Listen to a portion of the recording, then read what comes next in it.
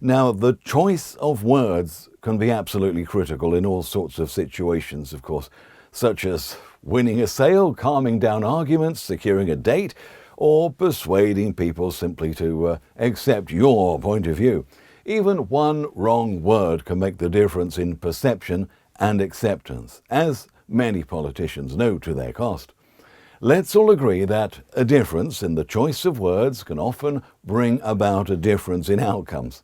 Here's an example. If, say, you're the boss, right? You want to persuade everyone in your office to tidy their desks because there's going to be a big head office visit tomorrow. You may want to shout to everyone, "Hey, I want this office tidy for tomorrow." However, you'd probably get a far higher compliance from everyone if you use a magic word, and no, it's not please, that brings along a hint of casual informality and cooperation to this order you've just given everyone. That word is let's. So you may say, "Hey, let's tidy this office for tomorrow, shall we?"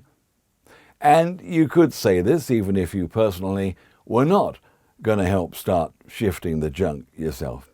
Yeah, you could put please in as well, but hey, you're the boss, but you were clever. Let's do something. And it implies that everyone's going to do it, including you. Turning the order into a question means there are bound to be a few people in the audience who will agree the place is a pigsty, yeah? And will nod along to this question. And as we know, nodding heads are contagious. Let me give you another example. A vet would never say to a customer, "Sorry, I'm going to have to kill your pet."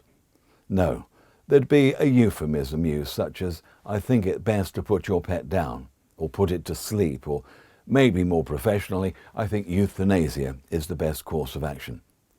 A study of euphemisms helps a lot in understanding how different words that effectively mean the same thing completely change the emotions the listener feels.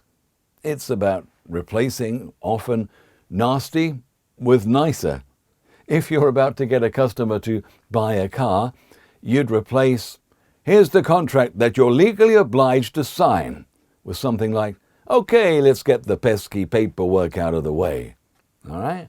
If it was a used car, well, why not call it pre-owned? Many people do, don't they? I've seen some classic and performance cars described as pre-enjoyed. Lovely. If the house on sale was a 10-minute walk to the rail station, you'd actually write down not walk, short stroll. See, stroll evokes leisure time, arm in arm with a loved one, a stroll. Whereas a walk is boring or just tedious. If you were selling software or an integrated business system, which could increase efficiencies, you'd replace that word "buy" with "invest in." You're going to invest in this system. And that word "invest" is really powerful in many situations and would apply to anything that would improve someone's lives in some way. Usually saving time, saving money, or both. For example, most domestic appliances that aren't just gimmicks, along with, say, solar power, panels on your roof, and distress purchases like a new house roof and so on, tires for your car, you'd invest in. Invest in for safety, invest in to keep warm, or whatever. Depending on the industry, sometimes it's easier on the customer's ear, for example, to say processing fee than service charge. Same thing, but processing sounds like the customer's going to get something in return for the outlay. But service charge just sounds like a tax of sorts by a sneery, money-grubbing corporation who does nothing extra for this tax payment. Now, when talking numbers and financial figures, we all know how $99.99 sounds far cheaper than $100. And not just by 1 cent. It's weird, but we all get fooled by it. And weirdly, most internet marketing product pricing has the number 7 in the cost somewhere. Maybe it's a nice, comforting number that sounds like it's been carefully calculated and you're not about to pay a fee that's just been made up, even though, of course, it has been. If you want to big up a statistic, here's a tip. You may want to use this trick. Just ignore the actual figure and use more than, because it sounds more impressive, okay? So if, for example, exactly 70.6% of people have given your product 5 stars.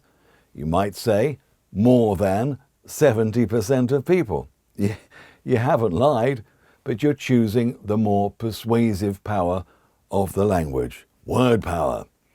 Ad agencies often write different scripts with just a word or two changed, and they use focus groups to find the most effective combination of words for their campaigns, and just changing one word can tip a sales deal in your direction. Let's say that you're in real estate. You've finished showing someone around the house. If you move in here, you could say, just imagine the fun the kids would have in the big garden in the summer. Well, that's all right, but let's change that word if to when. When you move in here, just imagine the fun the kids would have in the big garden in the summer. All right, you've changed one word, and this is now much more powerful, and it paints the pictures in the heads of the potential purchaser of them actually in the property in a defined time in the future.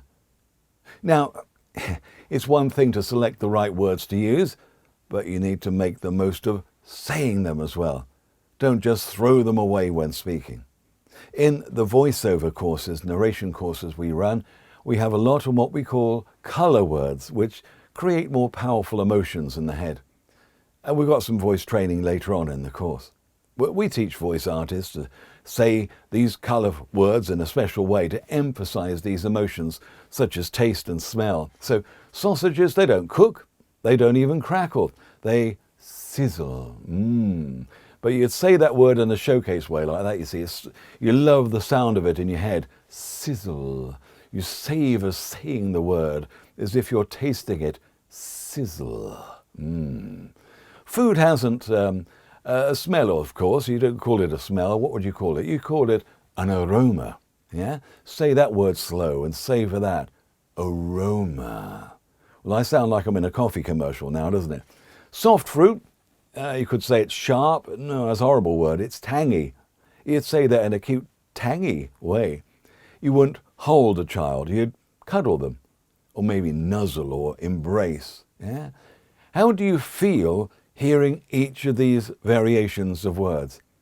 A good tip is to go to thesaurus.com and then choose various words, check out their synonyms, read them out loud, mull each version of the meaning around in your head. The synonyms mean the same or similar thing, but different words can create completely different emotions in your head. Of course, sometimes the right words are no words. Less is often more. My family once had various quotes for people to install a new kitchen in our house, and one salesperson was very impressive, the products were good quality, and the price was very similar to another company who had visited us and gave a quote. We were about to sign on the dotted line with this guy, but the salesperson didn't read our body language, that we were ready to agree, and also that we were a little bit tired, we wanted to go to bed, and we would have appreciated him leaving. But he insisted on staying a full extra hour. Just talking about the factory where the elements of the kitchen were made, the quality of the hinges and everything, we would never regret our decision, blah, blah, blah, blah, blah. We couldn't get a word in edgeways. I had personally had a hard day. I had no energy to be assertive with him. And to be honest, I was curious as to how far this guy would go with us. A whole hour. We even had to endure watching an awful video of the kitchen factory manufacturing process. Anyway, we were so wound up by this bloke. In the end, after at last we got him through the door, we actually went with the rival company. They had a similar quote, similar attributes. If only the first salesperson had noticed and read our body language more accurately and stopped when he was winning, he would have definitely got our job. But anyway, more on body language later.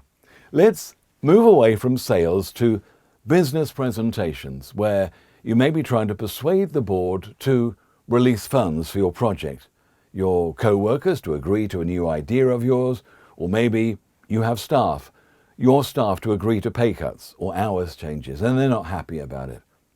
There's a great temptation in the corporate world to sound businesslike and use complicated, pretentious and complex words when simpler words would do the job far better.